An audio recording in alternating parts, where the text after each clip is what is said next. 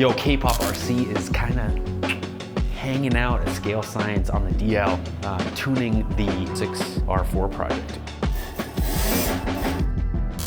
If you want to see the build episode of the 6R4, the link is up somewhere up here.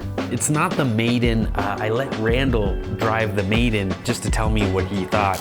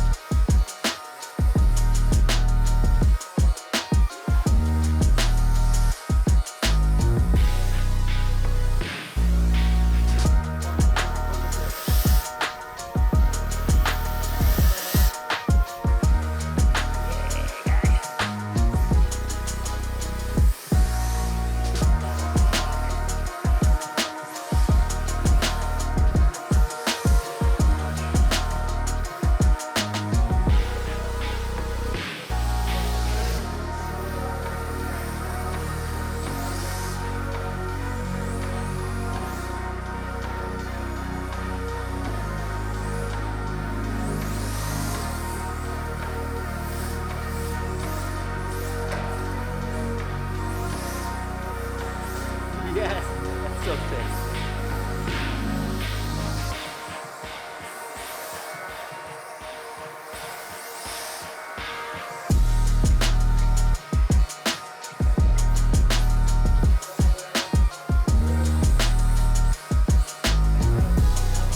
Of course, the thing drives like absolute horse shit, which is understandable because there was some binding issues.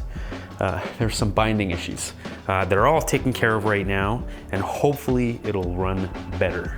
Randall called it mentally draining and unpredictable. So, you know, of course, I figured out maybe it was due to the fact that the servo was binding. And also, I believe that the whole frickin' bulkhead was loose. So that's probably most of that. Hopefully that's most of that. Hopefully it's better. And then I have to also set up the camber. Yeah. See how she drives. Boom. We're actually setting up the track for the Potluck Matsuri 3, and in the last few track days, there's been a lot of people coming in and out.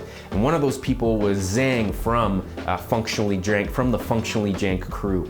This is probably the Nezo of the Scale Science community, and this is the kind of guy that will help you with your setup because he just loves to do that kind of stuff. I asked Zhang to drive the car for a few laps and give me his advice on setup, and he gave me a few things right off the bat to fix. First, he said that with weight transfer cars, you definitely need more side bite in the rear, and what that will do is allow for more weight transfer because there's way more friction, and you know, the speed of the car is slowing and everything will sort of lean over. I think stock, it's the far left hole, but I moved it to the top. So that should give us a little bit more of a contact patch on the rear wheel, which should give us a bit more friction and more grip. And what that will do is it'll stop the rear from riding on the inside edge of the tire, reducing camber and letting the tire run a little bit flatter, which will give more friction. On top of that, he also mentioned that my pinion, which is 25 tooth, is a little bit too large. So when I'm driving the drifting range, the best place to be on throttle with this car is in the 25% range, and that's kind of an uncomfortable place to drive. Maybe throwing in a smaller pinion will allow that throttle throw to be higher up in like 50 to 70% range, and that'll just make for a much more enjoyable drifting experience. Randall actually had the worst drive of this thing because we had the servo arm was binding, and it was binding on center. So that's what was making it super lazy for him and making the front wheel all wobbly, which I'm sure was a very uncomfortable driving experience.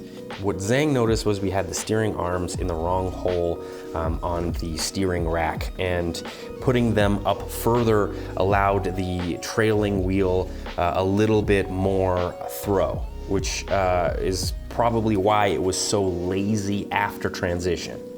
For a completely untested chassis, this is pretty sick, and it kind of worked out. And I like it.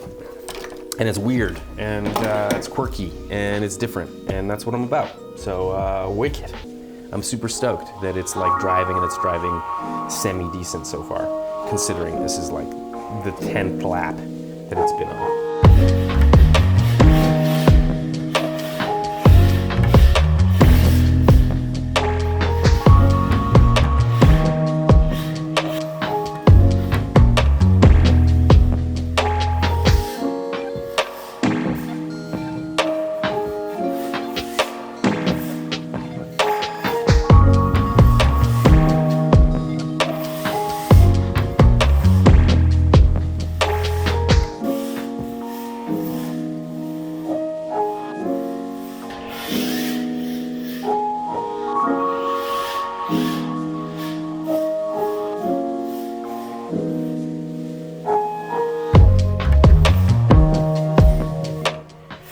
So it's like driving all right, I guess. You know, I just checked everything over, made sure that the lengths were all the same and the camber was the same and the toe out was kind of the same, and just kind of checked to make sure there was no binding.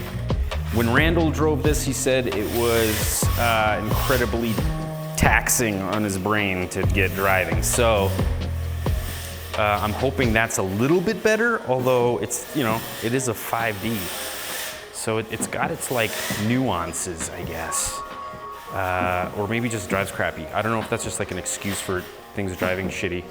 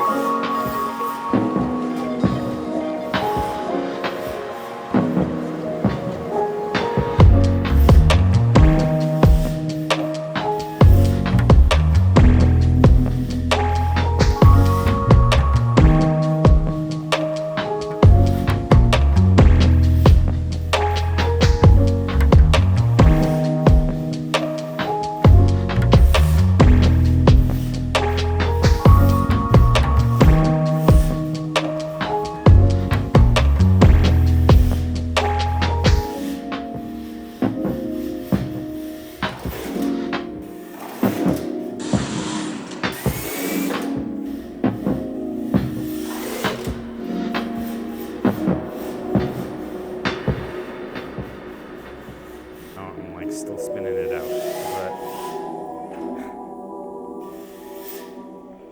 it's pretty. So the conclusion is it set up? No. We're gonna definitely set up some more. I'm gonna make another episode when I can get some help with some really knowledgeable guys like Sang. Sang's gonna help me set this up today. Hopefully, maybe I can steal some of his time to do it. So stick around for that episode. It's gonna be hopefully tandeming with more people soon. You know, it is too bad though that I did build a high center chassis on one of the smoothest tracks that I've ever drifted on. There's not a lot of side bite on this track, and without that friction, it doesn't want to pitch over quite as easily.